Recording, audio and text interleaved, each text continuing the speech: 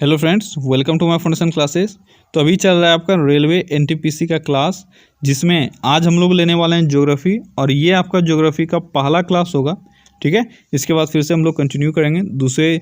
आप जानते हो कि अभी हम लोग का अल्टरनेटिवली चल रहा है, एक दिन हिस्ट्री, एक दिन ज्योग्राफी, एक दिन पॉलिटी और एक दिन मिसलेनियस, ठीक है। तो अभी यही ऑर्डर में आपका कंटिन्यू रहेगा।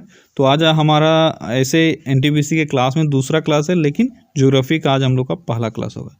चलिए स्टार्ट करते हैं आज का सेशन। तो आज का हमारा पहला क्वेश्चन है कि छायापथ या गैलेक्सी क्या है। तो छायापथ या गैलेक्सी, गैलेक्सी क्या होता है? ये होता है अंतरिक्ष में एक वृहद नक्षत्रपुंज, ठीक है। क्या है? अंतरिक्ष में एक वृहद नक्षत्रपुंज, यानी बहुत बड़ा स्टार्स का कलेक्शन होता है गैलेक्सी, ठीक है। और जिस गैलेक्सी में हम लोग रहते हैं उसका क्या नाम है? उसका नाम है मिल्की वे, या हिंदी में इसको बोलते हैं दुग्ध मिल्खा। अगला क्वेश्चन है, सौर परिवार में सबसे तप्त ग्रह यानी सबसे ज्यादा गर्म ग्रह कौन सा है? तो आप सब जानते हो सौर परिवार में सबसे गर्म ग्रह वीनस, जिसको हिंदी में बोलते हैं शुक्र, ठीक है। इसका एवरेज टेम्परेचर 100 डिग्री सेल्सियस के आसपास होता है, इसी कारण से यहाँ लाइफ पॉसिबल नहीं है। और सुबह का तारा और सांझ का तारा, ये किसको कहते हैं? ये वीनस या शुक्र को ही कहा जाता है। अगला क्वेश्चन है, हिमशैल क्या होता है? हिमशैल क्या है? तो हिमशैल क्या है? यह है हिम नदी या ग्लेशियर का एक बर्फ खंड। अब देखो ध्यान से देखोगे तो यहाँ पे दो ऑप्शन है, एक है बर्फ का खंड, दूसरा है हिम नदी या ग्लेशियर का एक बर्फ खंड। तो दोनों में अंतर क्या है? किसमें इसमें से किसको हम लोग हिमशैल बोलेंगे? हिमशैल हम लोग बोलेंगे ग्लेशियर का एक बर्फ खंड, ठीक है, जो बहुत बड़ा बर्फ का टुकड़ा होता है। और आप जानते हो कुछ समय बाद ये एक दूसरे पूरा टूट जाता है और ये धीरे धीरे मूव करने लगता है, इसी को हम लोग बोलते हैं हिमखंड। और बर्फ का एक खंड मतलब कोई भी आप जो घर में बर्फ यूज करते हो उसका भी एक टुकड़ा हुआ, तो इसको हम लोग हिमशैल नहीं बोल सकते हैं। तो देखो यहाँ पे आप जानते हुए भी थोड़ा सा आपको कंफ्यूज किया जाता है। अगला क्वेश्चन है, सूर्य के चारों ओर एक चक्कर लगाने में पृथ्वी को सामान्यतः कितने दिन लगते हैं? सामान्यतः कितने दिन लगते हैं एक चक्कर को पूरा करने में?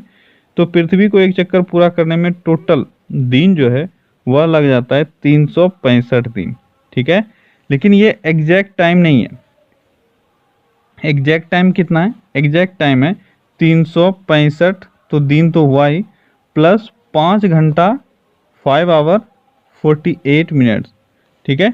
5 घंटा 48 मिनट इसको लग जाता है, या हम लोग इसको ऑन एन एवरेज ले लेते हैं टोटल 6 घंटा, ठीक है। 365 दिन 6 घंटा लग जाता है। और यही 4 वर्षों में एक 6 घंटा का, एक साल में 6 घंटा आगे बढ़ा, तो 4 सालों में ये एक दिन बन गया, 1 डे हो जाता है, जिसको हम लोग लीप ईयर बोलते हैं। तो यहाँ पे अगर एग्जैक्ट देता तो क्या होता आपका? 365 दिन 5 घंटे 48 मिनट या 6 घंटा, ठीक है। तो ये होता है एग्जैक्ट। अगला क्वेश्चन है, पृथ्वी की सतह में आमतौर पर 2 तत्व पाए जाते हैं, वो कौन कौन से हैं? तो पृथ्वी के सतह में, सतह से यहाँ आपका क्या तात्पर्य हो जाता है? ये हो जाता है क्रस्ट का। सतह से क्रस्ट का यहाँ पे तात्पर्य है। और पृथ्वी के क्रस्ट में मेनली क्या पाया जाता है? तो ये पाया जाता है सिलिकॉन और ऑक्सीजन। आप जानते हो कि अर्थ क्रस्ट का अगर बात करें तो इसमें 46% आपका सिलिकॉन ऑक्सीजन है। 46% क्या है? ऑक्सीजन है। और सेकेंड लेवल पे आता है सिलिकॉन, जो अप्रोक्स 27% के आसपास है, ठीक है। तो 46% ऑक्सीजन हो गया, 27% सिलिकॉन हो गया। तो मेनली दो जो इसका कॉन्स्टिट्यूएंट हो गया वो कौन हो गया? ऑक्सीजन और सिलिकॉन। इसके बाद आता है एल्यूमिनियम। एल्यूमिनियम अप्रोक्स 8% है। इसके बाद आता है आपका आयरन। आयरन कितना है? आयरन ऑलमोस्ट 5% है, ठीक है। तो ये मेन कॉन्स्टिट्यूएंट हैं जिसको आपको याद रखना है। अगला क्वेश्चन है कि चंद्रमा कितने दिन के बराबर होता है? चंद्रमा, यहाँ पे देखो कुछ भी नहीं दिया हुआ है, सिर्फ चंद्रमा दिया हुआ है। तो यहाँ से आपको पता होना चाहिए चंद्रमा और क्या कहलाता है। एक तो आपका मून जो है वो तो है ही। चंद्रमा देखो, मून को पृथ्वी के चारों तरफ एक परिक्रमा पूरा करने में जो समय लगता है उसको भी हम लोग एक चंद्रमा कहते हैं। यानी यहाँ से चंद्रमा चल के यहाँ तक पहुँच गया तो एक चंद्रमा पूरा हो गया। तो एक चंद्रमा कितने दिन के बराबर होता है? तो ये होता है ऑलमोस्ट 28 डेज के बराबर। पर ये एग्जैक्ट नहीं है, ठीक है। एग्जैक्ट कितना होता है? ये होता है 27 डेज 7 घंटे 7 आवर और 43 मिनट, ये होता है एग्जैक्ट, ये आपको याद रखना है, एग्जाम में पूछा जा सकता है। 27 दिन 7 घंटे 43 मिनट इसको लगता है एक चक्कर पूरा करने में, जिसको हम लोग अप्रोक्सीमेट कितना कर देते हैं, ये कर देते हैं 28 दिन या 27.5 दिन, आपको कहीं कहीं लिखा हुआ रहेगा कितना लगता है 27.5 दिन या 28 दिन, तो यहाँ पे 28 दिन आपका सही आंसर होगा। अगला क्वेश्चन है कि 49 डिग्री उत्तरी अक्षांश पृथक करती है। 49 डिग्री 49 डिग्री उत्तरी अक्षांश, ये किसको पृथक करती है, किसको अलग करती है? ये करती है संयुक्त राज्य अमेरिका और कनाडा को। किसको करती है? संयुक्त राज्य अमेरिका और कनाडा को। अगला क्वेश्चन है कि निम्नलिखित महासागरों में से कौन से महासागर पनामा नहर द्वारा जोड़े गए? बहुत ही इंपॉर्टेंट क्वेश्चन है, बहुत बार ये क्वेश्चन आया हुआ है कि पनामा नहर किन दो महासागरों को जोड़ती है? ये जोड़ती है अंध महासागर या अटलांटिक महासागर और प्रशांत महासागर। पनामा नहर अटलांटिक महासागर और प्रशांत महासागर को जोड़ती है। अगला क्वेश्चन है, एक सी ब्रिज बहती है। सी ब्रिज, तो सी ब्रिज बहती है समुद्र से स्थल की ओर। देखो यहाँ पे दो बहुत ही इंपॉर्टेंट टर्म है जो आपको क्लियर होना चाहिए, सी ब्रिज और लैंड ब्रिज। ठीक है, देखो ये मैं अगर ये समुद्र बनाऊं, ठीक है, और ये जमीन है, तो दो केस यहाँ बनते हैं। एक जब समुद्र से जमीन की तरफ हवा बहती है, दूसरा जब जमीन से समुद्र की ओर बहती है। अब दिन में क्या होता है, ये अगर आपका समुद्र है, ये जमीन है, तो दिन में क्या होगा कि जमीन ज़्यादा गर्म हो जाएगा, धूप पड़ने से जमीन गर्म हो जाता है, जिसके कारण से जमीन का ऊपर का हवा गर्म हो जाती है और ये ऊपर उठने लगता है। जब ये ऊपर उठ गया तो यहाँ खाली हो गया, इसके कारण से क्या होगा, समुद्र से जमीन की तरफ हवा बहने लगेगी। तो दिन में आपका क्या होता है, दिन में समुद्र से जमीन की तरफ हवा बहती है, इसी को हम लोग बोलते हैं सी ब्रिज। ठीक है, अब रात में क्या होता है, रात में आप जानते हो कि जमीन जल्दी गर्म भी हो जाएगा, जल्दी ठंडा भी हो जाएगा। तो रात में क्या होता है, पानी ज़्यादा गर्म रहता है जमीन के रेस्पेक्ट में, क्योंकि ये लेट से गर्म होता है और लेट से ठंडा भी होता है। इसके कारण से रात में समुद्र के ऊपर का हवा गर्म होता है और ये ऊपर उड़ जाता है, जिसके कारण से यहाँ पे जगह खाली हो जाता है और ज़मीन से समुद्र की ओर हवा बहने लगती है। ठीक है, यहाँ पे हैवी एयर रहता है, यहाँ पे लाइट एयर रहता है, यानी जगह खाली हो जाता है, तो इधर से जमीन से समुद्र की तरफ बहने लगती है, इसी को हम लोग बोलते हैं लैंड ब्रिज। ठीक है, तो सी ब्रिज दिन में, ये दूसरा क्वेश्चन आपका आता है कि सी ब्रिज दिन में बहती है या रात में, तो सी ब्रिज दिन में और रात में लैंड ब्रिज। सी ब्रिज समुद्र से स्थल की तरफ और लैंड ब्रिज लैंड से यानी जमीन से समुद्र की तरफ। ठीक है, तो ये इंपॉर्टेंट कॉन्सेप्ट है, आपको दोनों चीज़ें क्लियर आना चाहिए। अगला क्वेश्चन है कि रिएक्टर स्केल का प्रयोग किया जाता है। तो रिएक्टर स्केल का प्रयोग कैसे, किस में किया जाता है? रिएक्टर स्केल का प्रयोग किया जाता है भूकंप की तीव्रता मापने के लिए। क्या हो जाएगा आपका आंसर? भूकंप की तीव्रता को मापने के लिए। ठीक है, अगला क्वेश्चन है कि पश्चिमी हवाएं बहती है। पश्चिमी हवाएं बहती है, तो पश्चिमी हवाएं किस तरह से बहती है? ये बहती है भूमध्य रेखा के 30 डिग्री से लेकर 60 डिग्री उत्तरी और दक्षिणी अक्षांश के बीच। बहुत इंपॉर्टेंट है, आप इसको याद रखना। पश्चिमी हवा भूमध्य रेखा से 30 डिग्री से 60 से 65 यहाँ भी रह सकता है। ठीक है, 60 डिग्री उत्तरी अक्षांश और दक्षिणी अक्षांश दोनों तरफ बहती है। कैसी हवा? तो पश्चिमी हवाएं, इसको वेस्टर्लीज भी बोलते हैं। अगला क्वेश्चन है कि उत्तरी गोलार्ध में व्यापारिक हवाएं उत्तर पूर्व से दक्षिण पश्चिम की ओर किस कारण से चलती है? उत्तरी गोलार्ध में व्यापारिक पवन जो है, ठीक है, जिसको ट्रेड विंड कहते हैं, तो इसी को पश्चिमी हवा को ही व्यापारिक पवन कहा जाता है, ट्रेड विंड कहा जाता है, वेस्टर्लीज कहा जाता है। तो ये उत्तर पूर्व से दक्षिण पश्चिम की ओर किस कारण से बहते हैं? इसका कारण क्या है? इसका कारण है कोरियोलिस बल। क्या है? कोरियोलिस शक्ति या कोरियोलिस इफेक्ट के कारण होता है।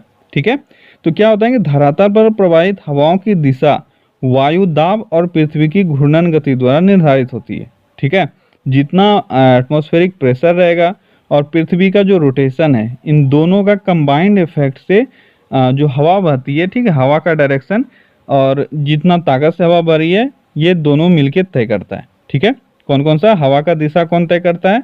एक बार फिर से आप इसको समझ लो कि हवा का दिशा जो है वह वायु दाब यानी एटमॉस्फेरिक प्रेशर और पृथ्वी का रोटेशन, रिवॉल्यूशन नहीं रोटेशन, ठीक है, ये दोनों मिलके तय करता है। अगला क्वेश्चन है कि उत्तरी गोलार्ध में व्यापारिक हवाएं उत्तर पूर्व से दक्षिण पश्चिम की ओर किस कारण से चलती है। उत्तर पूर्व से दक्षिण पश्चिम की ओर कौन सी हवाएं चलती है, यह है व्यापारिक पवन। तो आपको बोला जा रहा है किस कारण से ये चलती है, तो ये चलती है कोरियलिस बल के कारण। आप जानते हो कि एक बल है कोरियलिस बल या कोरियलिस शक्ति, उसके कारण से हवा का डायरेक्शन में जो डिफ्लेक्शन आता है वो डिफाइन किया जाता है। एक्चुअली में देखो दो चीज़ें हैं जो हवा के दिशा को निर्धारित करती है, एक है पृथ्वी का घूर्णन यानी रोटेशन, ठीक है, और दूसरा क्या है, दूसरा है एटमॉस्फेरिक प्रेशर। तो ये दो चीज़ें हैं, आप इसको नोट डाउन कर लेना, दो चीज़ें हैं एटमॉस्फेरिक प्रेशर और पृथ्वी का रोटेशन। ये दोनों मिलके हवा का जो डायरेक्शन है वो तय करती है। और ये सिद्ध किसने किया था, ये किया था कोरियलिस नामक एक विद्वान ने, ठीक है। इसी कारण से हम लोग इसको कोरियलिस बल कहते हैं, ठीक है। और यही पूछा जा रहा है कि उत्तरी गोलार्ध में व्यापारिक हवाएं उत्तर पूर्व से दक्षिण पश्चिम क्यों बहती है, कोरियलिस बल के कारण। अगला क्वेश्चन है कि एक विस्तृत गलियारा जहां नदी और समुद्र का पानी मिलता है क्या कहलाता है। एक विस्तृत गलियारा जहां नदी और समुद्र का पानी मिलता है वो क्या कहलाता है, वो कहलाता है एस्चुरी। क्या कहलाता है, एस्चुरी। देखो ये है नदी। अच्छा देखो यहाँ पे दो क्वेश्चन आते हैं आपसे, ये नदी जब समुद्र में मिल जाती है तो इसको कहते हैं एस्चुरी। अगर यहाँ पे ये मिलने से पहले, ठीक है, एक आकृति का निर्माण करे इस तरह का आकृति, तो इसको हम लोग बोलते हैं डेल्टा। अब बहुत बार आपने ये पढ़ा होगा कि आपसे क्वेश्चन पूछा जाता है कि जो नदियाँ डेल्टा नहीं बनाती वो क्या बनाती हैं, तो वो एस्चुरी बनाती हैं, क्योंकि एस्चुरी में किसी एक्स्ट्रा चीज़ का निर्माण नहीं होता है। ये है नदी और ये है समुद्र, ये आके डायरेक्ट मिल गई, तो इसी को हम लोग क्या बोलते हैं, इसको बोलते हैं एस्चुरी, ठीक है।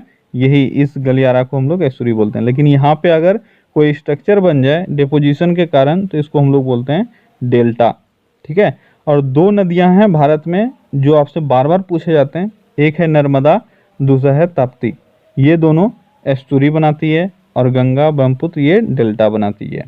अगला क्वेश्चन है कि मानसून शब्द को प्रचलित करने वाले हैं, तो मानसून शब्द को प्रचलित किसने किया, ये अरबियों ने किया।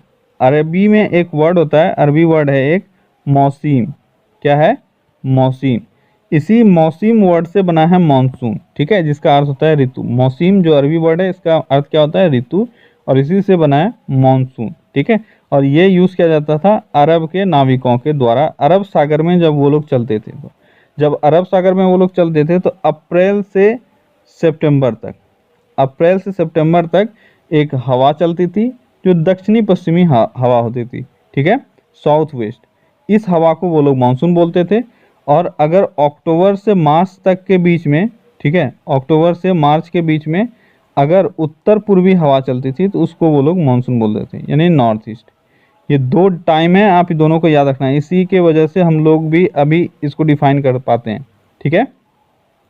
अप्रैल से सितंबर साउथ वेस्ट हवा, और आपका अक्टूबर से नवंबर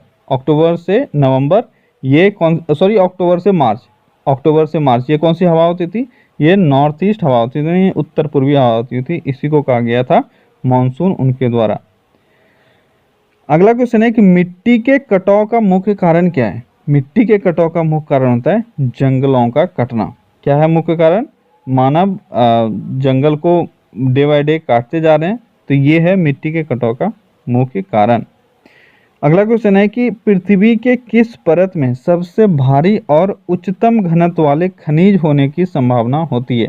तो कौन से लेयर में सबसे उच्चतम घनत्व वाले खनिज होने की संभावना है, यह है केंद्रीय कोर। आप जानते हो पृथ्वी 3 भागों में बटा हुआ है। आपका ऊपर वाला भाग ये होता है क्रस्ट, और इसके बाद है मेंटल, और इसके बाद है कोर, ठीक है। तो ये 3 भाग में से तीसरा भाग जो है आपका कोर, सबसे निचला हिस्सा जिसको हम लोग पृथ्वी का बोल सकते हैं, ठीक है, इसमें सबसे उच्चतम घनत्व वाले खनिज होने की संभावना सबसे अधिक होती है। अगला क्वेश्चन है कि निम्नलिखित में से कौन सी ठंडी जलधारा है। ठंडी जलधारा कौन सी है, जो भी आपको ऑप्शंस में है। तो देखो जब मैं आपका डेली जीके वाला क्लास ले रहा था वहाँ पे भी मैंने बोला कि जलधारा आपके लिए इंपॉर्टेंट है, इससे क्वेश्चंस आते हैं। तो ठंडी जलधारा इसमें से कौन सी है, क्यूरोसिवो, गल्फ स्ट्रीम और हकुना मटाटा और लेब्राडोर। तो इसमें से ठंडी जलधारा है लेब्राडोर। और ये कहाँ की ठंडी जलधारा है, ये है अटलांटिक महासागर की जलधारा, इसको अटलांटिक की जलधारा भी बोलते हैं, ठीक है। एक है गल्फ स्ट्रीम, ये गर्म जलधारा है, और लेब्राडोर ठंडी जलधारा है।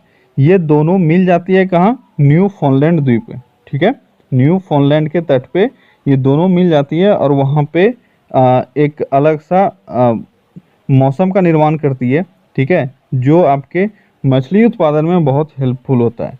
तो ये दोनों आपसे पूछा जाता है कि कहाँ पे मिलती है लेब्राडोर की ठंडी जलधारा और गल्फ स्ट्रीम की गर्म जलधारा। तो ये है न्यू फाउंडलैंड के तट पे। अगला क्वेश्चन है कि सागर तट के निकटवर्ती स्थानों पर सागर की ठंडी हवाएं कब उठने लगती है?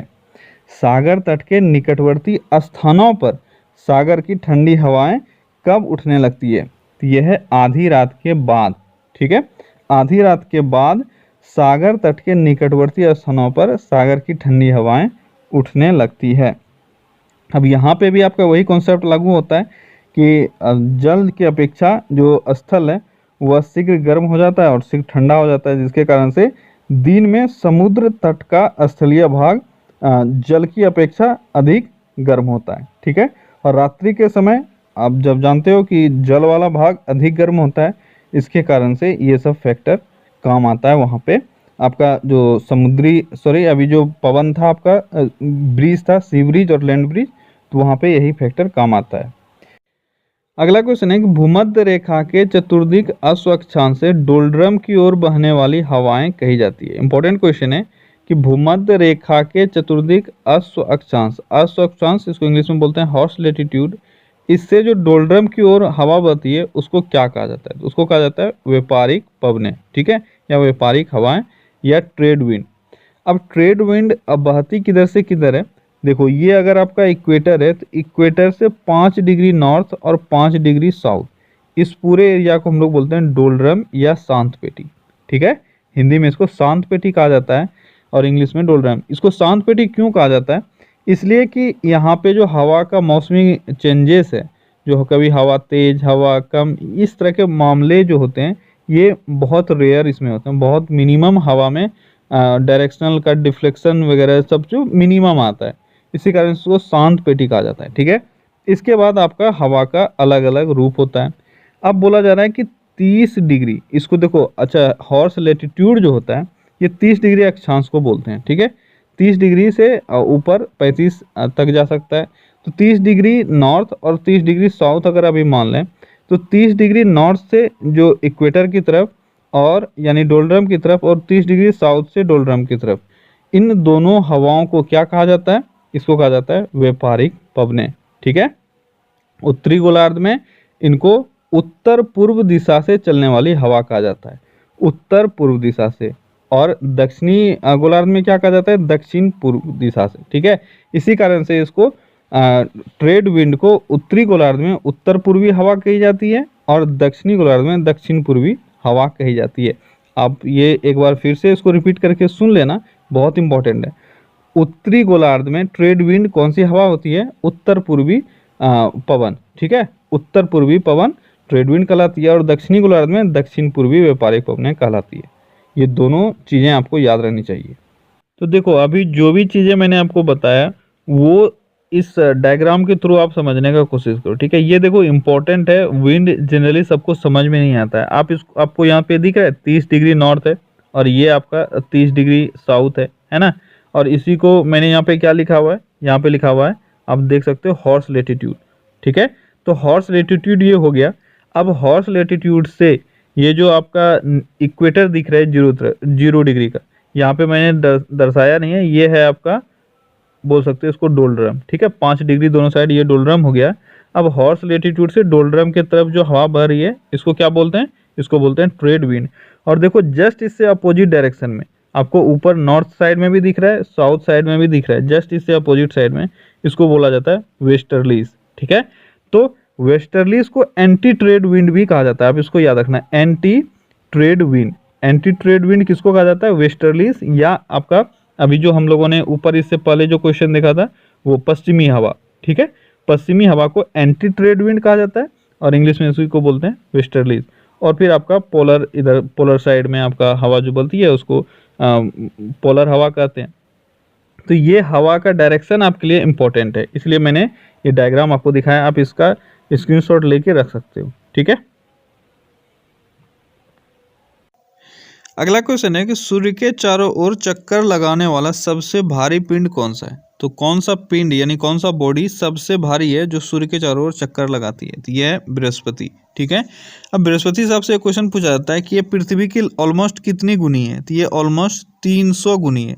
पृथ्वी के वजन की, पृथ्वी के भार की लगभग 300 गुने है इसका बृहस्पति का वजन। अगला क्वेश्चन है कि आकाश से पृथ्वी पर सामान्यतः गिरने वाले पिंड क्या कहलाते हैं। आकाश से पृथ्वी की ओर सामान्यतः गिरने वाली पिंड जो होती है, जिसको आप लोग शूटिंग स्टार भी बोलते हो। ठीक है, तो वो है क्या, वो है उल्का पिंड। क्या है, उल्का पिंड। अच्छा, इंग्लिश में इसको क्या बोलते हैं, इंग्लिश में बोलते हैं मेटेरोइड्स। तो यहाँ पे इंग्लिश में दो टर्म होता है, मेटेरोइड्स और मेट्रोइड्स एक होता है और एक होता है मेटर्स। तो दोनों में अंतर क्या है, मेटेरोइड्स और मेटर्स में। तो मेटेरोइड्स देखो, ये जब तक ये सूर्य के चारों ओर घूम रहे हैं इनको बोला जाता है मेटेरोइड्स। ठीक है, लेकिन जब ये टूट के पृथ्वी की तरफ आने लगते हैं तब इसमें पृथ्वी के एटमॉस्फेयर में घुसने के बाद जो फ्रिक्शन पैदा होता है उसके कारण से इसमें आग लग जाता है, जिसके कारण से ये आपको चमकता हुआ और जलता हुआ दिखाई देता है। तो जब ये पृथ्वी के एटमॉस्फेयर में घुस जाता है और इसमें आग लग जाता है तब इसको बोलते हैं मेटर्स। ठीक है, या शूटिंग स्टार। अगला क्वेश्चन है कि सौर मंडल में अपने अक्ष पर कौन सा ग्रह सबसे तेज घूमता है।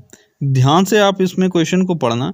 बोल रहा है कि अपने अक्ष पर सबसे तेज घूमता है, बस यहीं पे अगर क्वेश्चन में चेंज कर दिया अपने ऑर्बिट में, ठीक है, अपने ऑर्बिट में अगर कर देता है तो आंसर बदल जाएगा। अपने अक्ष पे सबसे तेज घूमता है बृहस्पति। ये ऑलमोस्ट 9 आवर में यानी 9 घंटे में ये एक चक्कर पूरा कर लेता है। लेकिन अगर ऑर्बिट दे देता कि अपने ऑर्बिट पे सबसे तेज कौन घूमता है, तो ये हो जाता बुध। अब ऑर्बिट और अक्ष में अंतर क्या है, हर ग्रह आप जानते हो कि दो तरह की मूवमेंट करती है। एक अगर ये सूर्य है तो सूर्य के चारों तरफ, तो सूर्य के चारों तरफ जिस पाथ में वो मूव करती है उसको कहा जाता है ऑर्बिट। ठीक है, लेकिन अब कोई भी ग्रह है, मान लो मैं पृथ्वी का ही बात कर रहा हूँ, तो पृथ्वी भी अपने अक्ष पे ही, अपने धुरी पे ही ये घूमती है। ठीक है, इसको बोलते हैं रोटेशन। ठीक है, और इसको बोलते हैं रिवॉल्यूशन। तो यहाँ पे क्वेश्चन पूछ रहा था अपने अक्ष पे यानी अपने एक्सिस पे, इसको रोटेशन बोलते हैं। और रोटेशन का पूछ रहा था कि सबसे कम टाइम किस में लगता है, ये लगता है बृहस्पति में 9 घंटा। लेकिन रिवॉल्यूशन में अगर यहाँ पे पूछता यानी अपने ऑर्बिट में पूछता सबसे कम टाइम किसको लगता है, तो ये होता बुध को। इसको मात्र 88 दिन लगता है सूर्य के एक परिक्रमा को करने में। ठीक है, अगला क्वेश्चन है कि रिएक्टर स्केल का प्रयोग किया जाता है। तो रिएक्टर स्केल का भूकंप मापने के लिए प्रयोग किया जाता है, ये हम लोगों ने अभी देखा था। सौर मंडल में सबसे बड़ा ग्रह कौन सा है। तो सौर मंडल में सबसे बड़ा ग्रह कौन सा है, ये है बृहस्पति, और वजन भी सबसे ज़्यादा इसी का है। अगला क्वेश्चन है कि यदि ग्रीनविच में 6 AM बज रहा हो, ठीक है, तो 11 AM कहाँ होंगे। तो ये देखो, ज्योग्राफी का बस एक ही न्यूमेरिकल है जो आपसे क्वेश्चन में पूछा जाता है और वो यहाँ पे आपको दिया हुआ है। ठीक है, अच्छा देखो, बहुतों को ये डाउट हो रहा होगा कि अभी तो मैं क्वेश्चन से ले रहा हूँ तो उसमें बहुत सारी चीज़ें आपके छूट जाएंगे। आप ये डाउट के साथ आगे मत बढ़ो। ठीक है, मैं जो भी चीज़ें छूट जाएंगे वो मैं कहीं ना कहीं से क्वेश्चन उसको ला के आपको क्वेश्चन करवा दूंगा। आपका क्वेश्चन इसमें छूटेगा नहीं, आप वो टेंशन मत लो। आप 2 क्लास करोगे और आपको ये लग रहा है कि आपका कुछ छूट जाएगा या आपका बच जाएगा, तो वो आपकी गलतफहमी है। ठीक है, जो भी इसमें इंक्लूड हो रहे हैं वो आप पढ़ते जाओ। जो छूटा हुआ रहेगा, जो क्वेश्चन में नहीं आ पाएंगे, वो मैं फिर थ्योरेटिकली समझाऊंगा, उसका आपको टेंशन नहीं लेना है। लेकिन आप पढ़ते जाओ जो मैं बता रहा हूँ अभी। ठीक है, ये एक बहुत ही इंपॉर्टेंट कॉन्सेप्ट है कि ग्रीनविच में अगर 6 AM हो रहा है तो 11 AM कहाँ होगा। अब आपको पता है कि 0 डिग्री ग्रीनविच में जो टाइम होगा, ठीक है, अगर समय का अंतर आप निकाल लो तो आपको पता चलेगा कि 6 बजे अगर ग्रीनविच पे हो रहा है यानी ये 0 डिग्री पे हो रहा था 6 बजे, और 11 बजे का बात कर रहा है यानी ये 0 डिग्री +5 है। ध्यान से आप इसको समझ लो, आपको कोई भी क्वेश्चन इसमें आएगा आप बना लोगे। ठीक है, यानी अगर 6 AM हो रहा है ग्रीनविच पे तो 11 AM यानी इससे 5 घंटा आगे कहाँ होगा, आपको ये तय करना है। ठीक है, अब देखो यहाँ पे दिया हुआ है कोऑर्डिनेट। अब आपको पता है कि 5 घंटे में कितने मिनट होते हैं। 5 घंटे का अगर मैं बात करूँ तो इसमें हो गया 300 मिनट, 5 × 60 300 मिनट। आपको पता है कि 1 डिग्री देशांतर, ठीक है, 1 डिग्री देशांतर यानी ईस्ट यानी लॉन्गिट्यूड। तो एक ईस्ट नहीं बोल सकता हूँ मैं, 1 डिग्री लॉन्गिट्यूड में बोल सकता हूँ। 1 डिग्री लॉन्गिट्यूड 4 मिनट देती है, ठीक है, आपको पता है ना 1 डिग्री लॉन्गिट्यूड के बराबर 4 मिनट होता है। तो अगर 1 डिग्री लॉन्गिट्यूड के बराबर 4 मिनट हुआ तो 300 मिनट कितना लॉन्गिट्यूड हो जाएगा, ये हो जाएगा 300/4 यानी ये 75 हो जाएगा। इसमें किसी को कोई डाउट? अगर 4 मिनट में आप 1 लॉन्गिट्यूड कवर करते हो तो 1 मिनट में कितना करोगे, 1/4। तो 300 मिनट में कितना करोगे, 300 × 1/4 यानी 300/4। तो ये आपका कितना निकल जाएगा, ये निकल जाएगा 75। अब आपको पता है कि 75 डिग्री लॉन्गिट्यूड आप जा रहे हो, और अगर यहाँ पे भी आपको ध्यान रखना है, अगर ग्रीनविच प्लस था यानी यहाँ पे 6 था और 6 से 11 हुआ यानी ये +5। अगर +5 है तो आप वेस्ट की तरफ बढ़ोगे और -5 है तो ईस्ट की तरफ। बहुत इंपॉर्टेंट कॉन्सेप्ट आपको क्लियर रखना है। अगर +5 है तो वेस्ट की तरफ बढ़ोगे, -5 है तो ईस्ट की तरफ। इसलिए मैंने वहाँ पे 1 डिग्री ईस्ट वहाँ पे मैं लिख रहा था, मैंने नहीं लिखा 1 डिग्री लॉन्गिट्यूड लिखा, क्योंकि उसके बाद ही आप तय कर पाओगे कि आपको किधर जाना है। तो अभी आपको पता था कि आपका +5 हुआ है, इस कारण से आपका जो 75 डिग्री निकला वो क्या होगा, वो होगा वेस्ट। अगर यहाँ पे हमारा -5 हो जाता तो हम लोग का 75 डिग्री ईस्ट हो जाता। तो अब आपका जो सही लोकेशन है वो कहाँ है, वो है 75 डिग्री वेस्ट पर, ठीक है। बहुत इंपॉर्टेंट कॉन्सेप्ट, आप इसको क्लियर करके रख लो, दोबारा देख लो अगर आपका क्लियर नहीं हुआ है तो। अगला क्वेश्चन है कि अगर कोई ध्रुवीय प्रदेश से विषुवत की ओर आ रहा है तो क्या होगा। ध्रुवीय प्रदेश, ये अगर पृथ्वी का बात करें तो ये हो गया ध्रुवीय प्रदेश, और यहाँ पे इक्वेटर है यानी ये हो गया विषुवतीय प्रदेश। तो क्या होगा अगर वहाँ से ध्रुवीय प्रदेश से विषुवतीय की तरफ आ रहा है तो क्या होगा, वनस्पति या पशु जाति का विखराव बढ़ेगा। क्लियर है।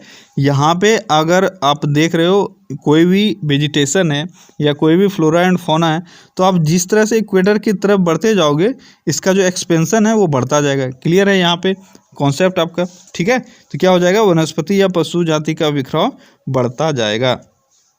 अगला क्वेश्चन है, पृथ्वी का प्राकृतिक उपग्रह निम्न में से कौन सा है। प्राकृतिक उपग्रह कौन सा है, यह है चंद्रमा, आप सब जानते हो। यहाँ से देखो चंद्रमा से कुछ इंपॉर्टेंट क्वेश्चन हैं। देखो ये तो क्वेश्चन इजी है, तो मैं ज़रूरी है कि मैं कुछ आपको एक्स्ट्रा बताऊं जो आपको इजी से थोड़ा सा अलग की ओर लेके जाए। तो ये तो आपको पता है कि चंद्रमा, अब पृथ्वी का और चंद्रमा का व्यास का पूछा जाता है कि कंपैरिजन पूछा जाता है। अगर पृथ्वी और चंद्रमा के व्यास को कंपेयर करें तो चंद्रमा का व्यास पृथ्वी का 1/4 है। व्यास यानी डायमीटर हो गया, ठीक है। तो पृथ्वी के डायमीटर का 1/4 भाग चंद्रमा का डायमीटर है। आप इसको रेशियो के फॉर्म में याद रखो। अगर ये मैं मून मानूं और ये अर्थ मानूं तो मून और अर्थ के डायमीटर का रेशियो क्या हो जाएगा, ये हो जाएगा 4:1, यानी अर्थ का 4 और मून का 1, ये होता है डायमीटर का रेशियो। अब दूसरा एक और क्वेश्चन आपसे पूछा जाता है कि चंद्रमा से पृथ्वी पर पहुंचने में जो रोशनी का टाइम होता है, ठीक है, वो कितना है, तो वो है 1.3 सेकेंड। 1.3 सेकेंड। फिर चंद्रमा से पृथ्वी पर पहुंचने में जो रोशनी पहुंचता है उसमें जो समय लगता है उसको कितना बोलते हैं, कितना होता है वो होता है 1.3 सेकेंड। एक और क्वेश्चन आपका आता है चंद्रमा से कि चंद्रमा का सबसे ऊंचा पर्वत कौन सा है। ये इंपॉर्टेंट है, आप याद रखना। चंद्रमा का सबसे ऊंचा पर्वत कौन सा है, ये है लिबनिटाज, ठीक है, या लिबनिट्स, जो भी बोलना है आप बोलो। लिबनिटाज, हिंदी में इसको लिबनिटाज ही जनरली लिखा जाता है, लिबनिटाज, ठीक है। लिबनिटाज या लिबनिट्स, जो आपको बोलना है, बस नाम आपको क्लियर होना चाहिए। ये चंद्रमा का सबसे ऊंचा पर्वत, इसको आप बोल सकते हो। और एक और चीज़ है कि जीवाश्म ग्रह किसको बोला जाता है, तो जीवाश्म ग्रह भी चंद्रमा को बोला जाता है, ठीक है। तो ये कुछ बहुत इंपॉर्टेंट पॉइंट्स हैं चंद्रमा से जो आपको याद रखना है। भूगोल में शब्द प्रेरी का अर्थ है, तो प्रेरी का अर्थ क्या है, भूगोल में प्रेरी का अर्थ क्या होता है, ये होता है उत्तरी अमेरिका के शीतोष्ण घास के मैदान। तो उत्तरी अमेरिका के शीतोष्ण घास के मैदान को प्रेरी कहा जाता है। तो आज आप होमवर्क के रूप में क्या करोगे, तो जो भी ग्रासलैंड्स हैं, ठीक है, वो कहाँ पे क्या कहे जाते हैं ये आज आप याद करोगे। ये आज आपका होमवर्क है कि जो भी ग्रासलैंड है वो सब आप क्लियर कर लो आज, ठीक है। अगला क्वेश्चन है कि निम्नलिखित में से कौन सा तारा पृथ्वी के सबसे निकटतम तारा है। तो पृथ्वी का सबसे निकटतम तारा कौन सा है? तो ये देखो, बहुत सारे लोगों ने अल्फा सेंचुरी मारा होगा, पर ये गलत है। सबसे निकटतम तारा कौन सा है? यह है सूर्य। ठीक है, अगर दूसरा सबसे निकटतम तारा पूछता तो आपका प्रोक्सिमा सेंचुरी होता, जिसको 4.2 लाइट ईयर जो दूर है पृथ्वी से, 4.2 लाइट ईयर दूर है। कौन? Proxima Centauri. अब यहाँ पे अल्फा सेंचुरी आया और मैंने बोला प्रोक्सिमा सेंचुरी, तो ये दोनों में हमेशा कन्फ्यूजन बना रहता है। ठीक है, कि एक है सूर्य के सबसे निकट का तारा और दूसरा है पृथ्वी के सबसे निकट का तारा। तो ये दो चीज़ें हैं जो कन्फ्यूजन बना रहता है, उसमें अल्फा सेंचुरी और प्रोक्सिमा सेंचुरी किस में क्या होगा। एक्चुअली में दोनों ऑलमोस्ट सेम डिस्टेंस पे हैं। ठीक है, सूर्य से सबसे निकटतम तारा अगर पूछेगा तो होगा अल्फा सेंचुरी, और पृथ्वी से पूछा जाएगा तो हो जाएगा प्रोक्सिमा सेंचुरी। अगला क्वेश्चन है, शंकुधारी वनों की एक प्रमुख जाति है। शंकुधारी वनों की एक प्रमुख जाति कौन सी है? यह है चीड़। मैंने बहुत बार बोला है, आपके टेस्ट सीरीज में भी मैंने बोला था कि शंकुधारी का आपको पौधों का नाम दे दिया जाएगा और पूछा जाएगा ये कहाँ पे पाए जाते हैं। ठीक है, सेप्रस, चीड़, इस तरह के मैंने 4-5 पौधों का नाम वहाँ पे बताया था। आई होप कि आपको याद होगा, आप उसको देख लेना एक बार। ठीक है, अगला क्वेश्चन है कि पवन वेग निम्नलिखित से संबंधित हैं। पवन वेग किससे संबंधित हैं? तो पृथ्वी की चक्रण, पृथ्वी का घूर्णन, दाब प्रवणता या तापमान। तो मैंने अभी आपको बताया था कि पृथ्वी का जो वेग होता है, ठीक है, पृथ्वी का दिशा जो होता है, डायरेक्शन, और वेग दो अलग अलग चीज़ें हैं। ठीक है, अभी जो मैंने आपको बताया था वो दिशा बताया था। दिशा किस पर डिपेंड करता है? पृथ्वी का चक्रण और दाब प्रवणता दोनों पे। लेकिन यहाँ पे आपसे क्या बोला जा रहा है? ये बोला जा रहा है कि सिर्फ वेग, वेग किस पर डिपेंड करेगा? ये करेगा पृथ्वी के दाब प्रवणता पे। ठीक है, यानी कोई दो स्थानों के वायुदाब का जो अंतर होगा उसी को हम लोग बोलते हैं दाब प्रवणता। यानी अभी मैंने आपको बताया था कि सी ब्रिज और लैंड ब्रिज क्या होता है कि एटमॉस्फेरिक प्रेशर जहाँ पे कम रहेगा, यानी वहाँ का हवा ऊपर उठ जाएगा और वो जगह खाली हो जाएगा, तो समुद्र से ज़मीन पे पानी हवा आने लगेगा, या फिर अगर समुद्र का हवा ठंडा गर्म हो गया तो ये ऊपर उठ जाएगा, फिर ज़मीन से समुद्र में आने लगेगा। यानी हवा का जो वेग होगा वो किस पर डिपेंड करेगा? वो दाब प्रवणता पर डिपेंड करेगा। जितना अधिक एटमॉस्फेरिक प्रेशर में डिफरेंस होगा उतना अधिक उसका स्पीड होगा। लेकिन डायरेक्शन में ये दोनों चीज़ें काम आते हैं, चक्रण यानी रोटेशन और दाब प्रवणता। ठीक है, अगला क्वेश्चन है पृथ्वी के सबसे नज़दीक ग्रह कौन सा है? तो पृथ्वी के सबसे नज़दीक का ग्रह कौन सा है? ये है शुक्र। कौन सा है? शुक्र या वीनस, जिसको पृथ्वी की बहन भी कहा जाता है या जुड़वां ग्रह। किसको कहते हैं? पृथ्वी की जुड़वां ग्रह, ये कहा जाता है शुक्र को। यह है पृथ्वी का सबसे निकट स्थित ग्रह, जिसको हम लोग नंगी आंखों से भी देख सकते हैं। भोर और सांझ का तारा भी इसको कहते हैं। ठीक है, अगला क्वेश्चन है पृथ्वी की ऊपरी पपड़ी में सबसे अधिक उपलब्ध तत्व कौन सा है? ऊपरी पपड़ी, यहाँ पे आपका क्रस्ट का बात किया जा रहा है। मैंने बताया था कि पृथ्वी को 3 भागों में बांटते हैं, सबसे ऊपर वाला भाग है क्रस्ट, तो क्रस्ट का बात किया जा रहा है। क्रस्ट में सबसे अधिक उपलब्ध तत्व कौन सा है? तो इस वर्ड पे आपको ध्यान देना पड़ेगा, क्या पूछा जा रहा है। तत्व यानी एलिमेंट। सबसे अधिक तत्व कौन सा होता है? ऑक्सीजन। अगर यहाँ पे आपको सबसे अधिक मेटल पूछ देता, धातु पूछ देता, तो हो जाता आपका क्या? तो हो जाता एल्यूमिनियम। ठीक है, अगर यहाँ पे आपको धातु के बदले आपको पूछ देता अधातु, तो हो जाता सिलिकॉन। ऑर्डर मैंने आपको बताया था, सबसे ज़्यादा क्या होता है? ऑक्सीजन, उसके बाद सिलिकॉन, उसके बाद एल्यूमिनियम, उसके बाद आयरन, ये होता है। ऑक्सीजन मैंने बताया था कितना? ये 46%। ठीक है, सिलिकॉन ये बताया था मैंने 28%, एल्यूमिनियम ये 8%, और फिर आपका आयरन ये 5%।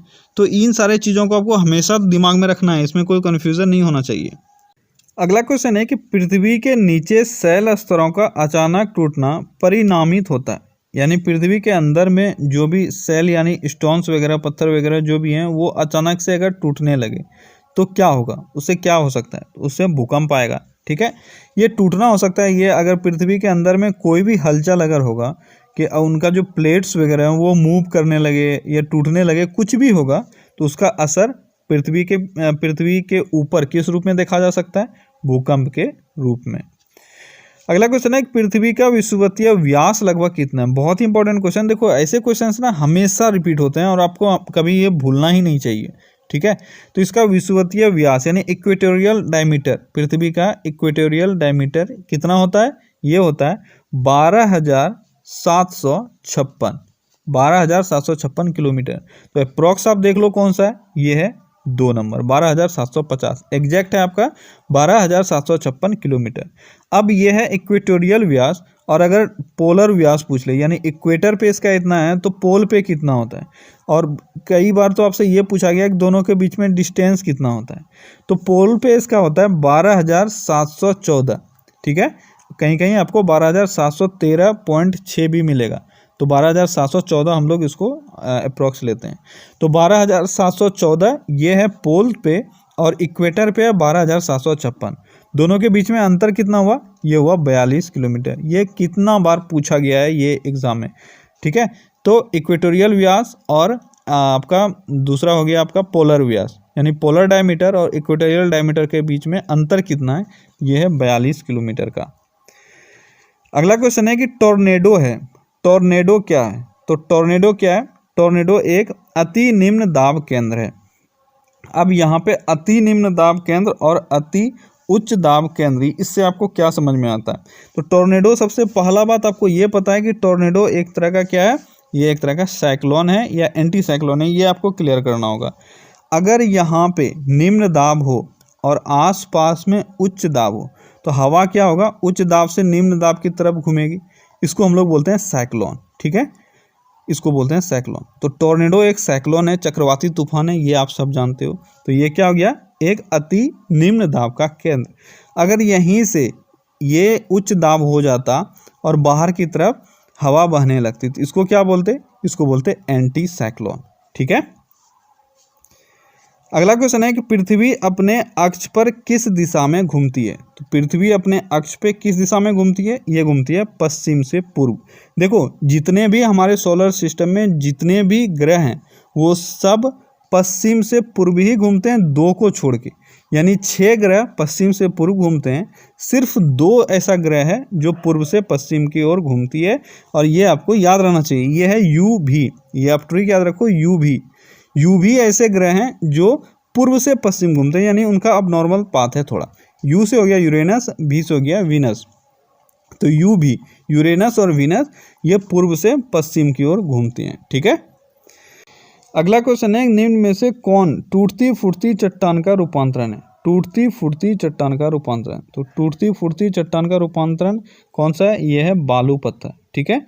इसका टूटती फूटती चट्टान किससे बना होता है, ये मेनली बालू पत्थर से बना होता है। और बालू पत्थर का रूपांतरित एक और हम लोग पढ़ते हैं क्वार्टजाइट, ठीक है। तो क्वार्टजाइट भी बालू पत्थर से ही बनता है। अगला क्वेश्चन है पृथ्वी पर ऋतुएं होने के कारण क्या है। पृथ्वी पे अलग अलग ऋतु होते हैं, ग्रीष्म ऋतु, शीत ऋतु, इसका होने का कारण क्या है। अब देखो यहाँ पे जिस क्वेश्चन का आंसर नन ऑफ दिस हो ना, उसमें आपका जो टेंशन है वो थोड़ा ज़्यादा बढ़ जाता है, ठीक है। तो इसमें से आंसर इसका है नन ऑफ दिस। तो आपको पता होना चाहिए कि अलग अलग ऋतु होने का कारण क्या है। एक तो सबसे पहली बात ये गलत है, 66.5 डिग्री नहीं 23.5 डिग्री यहाँ पे होगा, ठीक है। पृथ्वी अपने अक्ष पे 23.5 डिग्री झुकी हुई है, ये है एक कारण। और दूसरा है पृथ्वी सूर्य के चारों ओर घूमती है, दूसरा कारण है सूर्य के चारों ओर घूमना और अपने अक्ष पे 23.5 डिग्री झुका होना, यह है पृथ्वी के अलग अलग ऋतुओं का कारण। अगला क्वेश्चन है कि यदि 2 स्थानों के बीच समय में 2 घंटे 20 मिनट का अंतर हो तो देशांतर में कितना अंतर होगा। अगर समय में 2 घंटे 20 मिनट का अंतर हो तो देशांतर में कितना अंतर होगा। ये क्वेश्चन मैं आपको होमवर्क दे रहा हूँ, ठीक है। अभी मैंने आपको बताया हुआ था सारा कॉन्सेप्ट किस तरह से आप निकाल सकते हो। अब इसका आंसर मैं कल बताऊंगा, और आई होप कि जितने भी लोग देख रहे हो, क्योंकि एग्जाम में अगर आएगा तो आपको ये बना के आना है, क्योंकि आप ये नहीं बोल सकते हो कि मैंने आपको पढ़ाया नहीं, ठीक है। ये क्वेश्चन आप होमवर्क करके आओ, 40 नंबर क्वेश्चन जो है कल मैं इसका मैं इसका सही आंसर कल ही बताऊंगा, नहीं तो आप लोग किसी तरह से तुक्का लगाने का कोशिश करोगे, ठीक है। तो आप इसका सही आंसर कमेंट में बताओ, मैं इसको कल सॉल्व करके दिखाऊंगा आपको कैसे आप निकाल सकते हो। एक बार मैंने सॉल्व कर दिया ये क्वेश्चन। अगला क्वेश्चन है पृथ्वी और सूर्य के बीच की दूरी, ये मिलियन किलोमीटर में है। पृथ्वी और सूर्य के बीच की दूरी ऑलमोस्ट कितनी है, ये 149 मिलियन किलोमीटर है, कितना है 149 मिलियन किलोमीटर। अगर एग्जैक्ट बोले तो ये हो जाएगा 149,597,900 किलोमीटर। ये मैंने ऐसे ही याद किया है और आपको इस तरह से इसको पूरा डाटा याद रखना ज़रूरी नहीं है, ठीक है।